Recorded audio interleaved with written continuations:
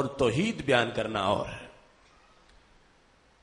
الوہیت کے لیے وہ لفظ، وہ نام چاہیے جو مجازن بھی کسی پہ نہ بولا جائے، چونکہ تعدد کی نفی کرنی ہے کہ صرف وہ ہے اور کوئی نہیں، تو وہ کیا ہے؟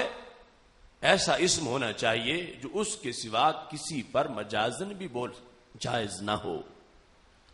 رحیم کو کلمہ اسلام میں کیوں نہیں رکھا گیا، یا کسی دور میں بھی کلمہ توحید میں لا الہ الا الرحیم کیوں نہیں کہا گیا؟ اس واسطے کہ رحیم رب ذوالجلال بھی ہے اور رحیم رسول اللہ صلی اللہ علیہ وسلم بھی ہیں، وبالمؤمنین رؤوف الرحیم۔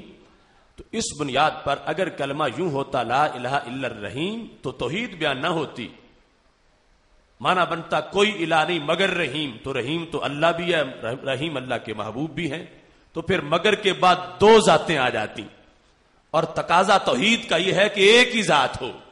تو اس بنیاد پر رب ذوالجلال کے جو دیگر نام ہیں ان کے مقابلے میں لفظ اللہ، اس کو ہر دور میں کلمہ توحید میں رکھا گیا کہ اس سے توحید کا پتہ چلے گا، چونکہ الوہیت نہ مجازی ہوتی ہے نہ عطائی ہوتی ہے، تو کوئی الہ نہیں مگر اللہ، یہ کلمہ اسلام میں التزام کیا گیا۔ مگر آج افسوس سے کہنا پڑتا ہے جس لفظ اللہ کی جگہ رب کے رجسٹرڈ نام بھی نہ رکھے جا سکیں کلمے میں، ہمارے کچھ بدھوؤں نے اس جگہ اردو، پنجابی اور فارسی کے لفظ رکھنا شروع کر دیے۔ کلمہ توحید کا ترجمہ کرتے وقت لا الہ الا اللہ کا معنی کرتے ہیں، الہ کی تفسیر کرتے ہیں، اور اس میں الہ کی ٹرانسلیشن کرتے ہیں، کوئی 11ویں والا نہیں، کوئی 12ویں والا نہیں مگر اللہ، کوئی داتا نہیں، کوئی دستگیر نہیں، کوئی غریب نواز نہیں، کوئی اس طرح کے الفاظ یہ الوہیت کی ڈیفینیشن میں لا رہے ہیں۔ جب کلمہ توحید میں میرے رب کے جو قرآن میں نام آئے ہیں وہ بھی معنی پورا نہیں کر سکتے، تو اردو کے لفظ اور پنجابی کے لفظ معنی کس طرح پورے کر سکتے ہیں؟ اس واسطے یہ ایک دھاندلی ہو رہی ہے کہ رب ذوالجلال کی توحید کو بیان کرنے کے لیے لفظ اللہ کی جگہ لفظ داتا کو رکھنا، لفظ اللہ کی جگہ لفظ خواجہ کو رکھنا، لفظ اللہ کی جگہ دستگیر کو رکھنا، لفظ اللہ کی جگہ غریب نواز کو رکھنا، اور پھر امت مسلمہ پر شرک کے فتوے لگانا، یہاں سے گنجائش نکال کے چونکہ وہ غریب نواز ہے اور اس کے سوا کوئی غریب نواز مانے تو شرک ہو جاتا ہے، چونکہ وہ داتا ہے اور اس کے سوا کوئی داتا مانے تو شرک ہو جاتا ہے، چونکہ وہ دستگیر ہے اس کے سوا کوئی دستگیر مانے تو شرک ہو جاتا ہے۔ یہ ساری اپنی بدحواسی پوری کرنے کے لیے لفظ اللہ کی جگہ ان لفظوں کو لکھ کے کلمے کا ترجمہ کیا جاتا ہے تاکہ انجینئرڈ شرک کو ثابت کیا جا سکے۔ تو ہماری یہ آواز ہے، قرآن و سنت کا یہ پیغام ہے کہ لفظ داتا میں یار الوہیت نہیں ہے، لفظ خواجہ میں یار الوہیت نہیں ہے، لفظ دستگیر میں یار الوہیت نہیں ہے، کیونکہ داتا مجازی بھی ہو سکتا ہے اور دستگیر مجازی بھی ہو سکتا ہے، مگر اللہ مجازی نہیں ہو سکتا۔ اس بنیاد پر جو کلمے کے ترجمے سے گنجائش نکال کے امت پر شرک کے تیر داغنا چاہتے تھے، ان کی راہ کو بند کرنے کے لیے ہم نے یہ اپنے اسلاف کی آواز بلند کی ہے کہ الوہیت کے ترجمے میں ہیر پھیر نہ کرو۔ الوہیت ایک مخصوص چیز ہے جس کو لفظ رحیم سے نہ بیان کیا جا سکے، لفظ کریم سے نہ بیان کیا جا سکے، جس کو لفظ خبیر سے، ستار، غفار سے نہ بیان کیا جا سکے، اسے لفظ داتا سے کیسے بیان کیا جا سکے گا؟ یہ تو ہمارا ایک بنایا ہوا لفظ ہے، فارسی کا لفظ ہے، اردو پنجابی میں بولا جاتا ہے۔ جب رب کے وہ نام جو عرش سے اترے ہیں وہ لا الہ الا اللہ میں لفظ اللہ کی جگہ ان کو رکھ کے ترجمہ نہیں کیا جا سکتا، تو پھر لفظ داتا کو لفظ اللہ یا الہ کی جگہ کیسے رکھا جا سکتا ہے؟ اس بنیاد پر ہم نے کوشش کی، اللہ کا فضل ہے، اس کے بڑے اچھے اثرات مرتب ہوئے۔ بہت سے لوگ مبینہ طور پر ہمارے ساتھ آ گئے اور بہت سے لوگ فکری طور پر اگرچہ شمار وہاں ہوتے ہیں مگر دل ان کا ہمارے ساتھ ہے. اور بہت سے لوگ ہیں جو ابھی اس دلدل میں یوں چل رہے ہیں کہ ہم سے دشمنی بھی کرتے ہیں مگر اپنے منہ سے بات ہماری کرتے ہیں. اس وقت بھی گوجرانوالا شہر کی سڑکوں پہ ایک اشتہار لگا ہوا ہے, حقیقی داتا کون. تو یہ تو میرا مذہب اور میرا عقیدہ, یہ تو اہل سنت کی فکر. ان کے نزدیک داتا بمانا اللہ ہے, تو اللہ کی تو دو قسمیں ہوتی ہی نہیں, اللہ مجازی ہوتا ہی نہیں. یہی تو ہمارا جھگڑا تھا کہ الوہیت اور چیز ہے, داتا ہونا اور چیز ہے. الہ مجازی نہیں ہوتا, داتا مجازی ہوتا ہے. یہ ہم نے منوانا چاہا تو انہوں نے اپنے اشتہاروں پہ لکھ دیا. جب کوئی کہہ رہا ہے کہ حقیقی داتا کون, اب اس نے مانا ہے کہ کوئی مجازی بھی ہے. کوئی مجازی ہے تو پھر حقیقی ہے, جب مجازی ہوگا تو پھر حقیقی ہوگا. تو جب یہ اعتراف کیا جا رہا ہے کہ حقیقی داتا کون, تو یہی ہم نے کہا کہ حقیقی داتا رب ذوالجلال ہے, اس کے سوا کوئی حقیقی داتا نہیں ہے. مگر یہ داتا ہونا اللہ ہونا نہیں, داتا رب کا بندہ بھی ہو سکتا ہے. تو وہ جو ہم نے آواز بلند کی تھی اللہ کے فضل سے ان کے دلوں تک بھی پہنچ گئی ہے. اور اب خود یعنی جو ابھی ہم سے جھگڑا بھی کرتے ہیں, مقابلہ بھی کرتے ہیں, ان کو بھی ہماری بات لکھنا پڑ گئی ہے. اور اتنا واضح جلی الفاظ کے اندر حقیقی داتا کون یہ لکھ کر انہوں نے ہماری فکر پر آ جانے کا اعلان کر دیا ہے. اور انشاءاللہ بہت سے لوگ یہاں بھی آ کے اعلان کر دیں گے, اور آہستہ آہستہ دلدل میں مارے ہوئے, اندھیروں کے مارے ہوئے وہ نکلیں گے نور کی طرف. حقیقی داتا کون, یہ عقیدہ توحید سیمینار کے تسلسل کی برکت ہے کہ آج رب ذوالجلال کے فضل سے انہیں بھی ہوش آ گیا ہے کہ داتا کی دو قسمیں بنانی ہیں. ہم یہ جھگڑا کرتے تھے کہ داتا کی ایک قسم مت سمجھو, داتا کی دو قسمیں ہیں. ہاں اللہ کی دوسری قسم نہیں ہے, الہ کی دوسری قسم نہیں ہے. انہوں نے اشتہار چھاپ کے یہ واضح کر دیا کہ ہاں ہم مان گئے داتا دو طرح کا ہو سکتا ہے, حقیقی بھی اور مجازی بھی, مگر اللہ صرف حقیقی ہی ہوتا ہے. یعنی وہ مجاز میں آ ہی نہیں سکتا.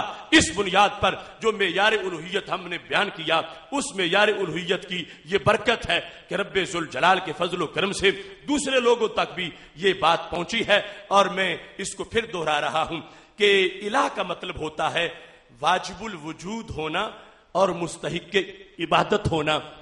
یہ اس کی شان ہے. وہ واجب الوجود بھی ہوتا ہے, مستحق عبادت بھی ہوتا ہے. اور ان دو صفتوں میں سے اللہ کے سوا کسی میں ایک بھی کوئی مانے تو مشرک ہو جاتا ہے. دونوں میں سے کوئی ایک, الاشراک اثبات الشریک فی الالوہیت بمعنی وجوب الوجود او بمعنی استحقاق العبادہ. شرک کیا ہے کہ رب کے سوا کسی کو واجب الوجود مان لینا یا کسی کو مستحق عبادت مان لینا. تو اس میں نے پچھلے سال کی بھی جو یہ نشست تھی اس میں واضح کیا تھا کہ ہمارا مخالف یا تو ویسے اس کی مت ماری گئی ہے اور یا خائن پرلے درجے کا ہے. ہم نے تاریخ میں یہ نہیں کہا کہ اگر کسی کو واجب الوجود بھی مانا جائے اللہ کے سوا اور مستحق عبادت بھی مانا جائے تو پھر شرک ہوگا. ہم نے کہا دونوں میں ایک چیز مانی گئی پھر بھی شرک ہو جائے گا. چونکہ درمیان میں عربی زبان میں کلمہ او کا مطلب ہوتا ہے یا, تو یا سے پارٹیشن ہو جاتی ہے گفتگو کی. تم کہو کہ جس بندے نے عمرہ کیا ہے یا قرآن حفظ کیا ہے اس کے لیے یہ انعام ہے, تو اب مطلب کیا ہوگا, دونوں میں ایک صفت پائی جائے گی تو انعام اس کو مل جائے گا. یہ نہیں کہ دونوں ہوں تو پھر. اور ایسے ہی اگر دوسری طرف سزا کے لحاظ سے تم کہو کہ جس نے شراب نوشی کی ہے یا چوری کی ہے اس کو سزا دیں گے, تو اب یہ نہیں کہ دونوں کام کرے تو پھر سزا ملے, کوئی ایک کرے گا تو سزا مل جائے گی. اس واسطے شرک کیا ہے, رب ذوالجلال کے سوا کسی کو واجب الوجود ماننا یا مستحق عبادت ماننا. تو اللہ کے سوا اگر کسی کو کسی نے واجب الوجود مانا اگرچہ مستحق عبادت نہ مانے پھر بھی مشرک ہے, اور اللہ کے سوا اگر کسی نے کسی کو مستحق عبادت مانا اگرچہ واجب الوجود نہ مانے پھر بھی مشرک ہے. یہ وضاحت ہم نے ہر عقیدہ توحید سیمینار بھی کی ہے. اس کے باوجود مجھے افسوس ہے کہ ایسے خطیب اور مخالف کیمپ کے اس طرح دھاندلی کرنے والے لوگ کہتے ہیں جو یہ معیار الوہیت بیان کرتے ہیں اس کے مطابق تو ابو جہل بھی مشرک ثابت نہیں ہوگا. تو میں کہتا ہوں کیوں نہیں ثابت ہوگا؟ ابو جہل اگرچہ اپنے بتوں کو واجب الوجود نہ مانتا ہو تو پھر بھی مستحق عبادت تو مانتا ہے. تو جو مستحق عبادت مانے رب کے سوا کسی کو، وہ مشرک ہوتا ہے. تو اس بنیاد پر ابو جہل شرک کے پھندے سے نہیں نکل سکے گا، وہ مشرک ہے، پکا مشرک ہے. ہاں اگر کوئی دھاندلی کرتا ہے تو وہ اس کی اپنی مرضی ہے کہ وہ ابو جہل کو سپورٹ کرنا چاہتا ہو، اور ایسے دلائل ان کی کتابوں میں موجود ہیں کہ جس کی بنیاد پر انہیں ابو جہل کا شرک چھوٹا نظر آتا ہے اور الصلاۃ والسلام علیک یا رسول اللہ پڑھنے کا شرک معاذ اللہ ان کے نزدیک بڑا نظر آتا ہے. تو پتہ چلا کہ ان کی ایک انڈرسٹینڈنگ ہے اس ماحول کے ساتھ. لیکن حق پرستو یہ یاد رکھنا، اہل سنت و جماعت کا یہ عقیدہ ہے، الصلاۃ والسلام علیک یا رسول اللہ کا ورد کرتے ہوئے یہ ابو جہل کے اور عبداللہ بن ابی بن سلول کے دونوں کے جو ستم ہیں ان کے خلاف علم بلند کرتے ہوئے اس بات کا اعلان کر رہے ہوتے ہیں کہ میرے رب کے سوا کوئی واجب الوجود بھی نہیں ہے اور میرے رب کے سوا کوئی مستحق عبادت بھی نہیں ہے. اس واسطے کوئی بھی آپ سے بات کرے، ہم نے ایک ایک آیت کا جواب بھی، یعنی جو انہوں نے غلط مفہوم لوگوں کو بتانے کی کوشش کی وہ بھی واضح کر دیا. اور یہ ایک کلیہ ہے کہ ہمارے نزدیک جب تعریف یہ ہے اور پہلے دن سے آئی یہ رہی ہے اور ساری صدیوں میں موجود یہ رہی ہے، ان کی جو تعریف ہے اس کے مقابلے میں میرے پاس 100 آیات قرآن ہیں جس سے میں نے ان کے معیار الوہیت کو رد کر کے دکھایا ہے. اور سورج مغرب سے نکل سکتا ہے، کسی میں مجال نہیں کہ کوئی جواب دے سکے. اور جو ہم معیار الوہیت بیان کرتے ہیں الحمد سے لے کر والناس تک پورا قرآن اس کی حمایت کر رہا ہے. اللہ ہی واجب الوجود ہے اور وہی مستحق عبادت ہے، اس کے سوا کوئی واجب الوجود بھی نہیں، اس کے سوا کوئی مستحق عبادت بھی نہیں. واجب الوجود وہ ہوتا ہے جو ازلی ہو، ابدی ہو، دائمی ہو، جس کی نہ ولادت ہو نہ وصال ہو، جس پر نہ فنا ہو نہ زوال ہو. وہ صرف رب ذوالجلال کی ذات ہے اور وہی مستحق عبادت ہے، اس کے سوا کوئی مستحق عبادت نہیں ہے.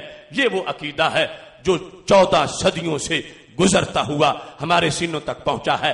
اور پہلی امتوں میں بھی اگر معیار الوہیت کی بحث کرنی ہے تو ان کے جو جملے قرآن مجید میں موجود ہیں اور انبیاء کرام علیہ السلام کے جو اقوال قرآن مجید میں موجود ہیں ان میں بھی یہی معیار الوہیت بیان کیا گیا ہے.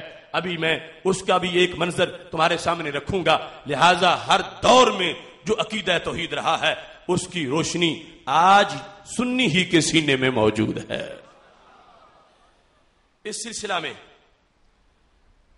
جو دوسری طرف سے شرک کا واویلا کیا جاتا ہے اس کے لحاظ سے ہمارے آقا صلی اللہ علیہ وسلم نے واضح طور پر بیان فرما دیا. اس انداز میں عقیدہ توحید اس امت میں جلوہ گر ہوا.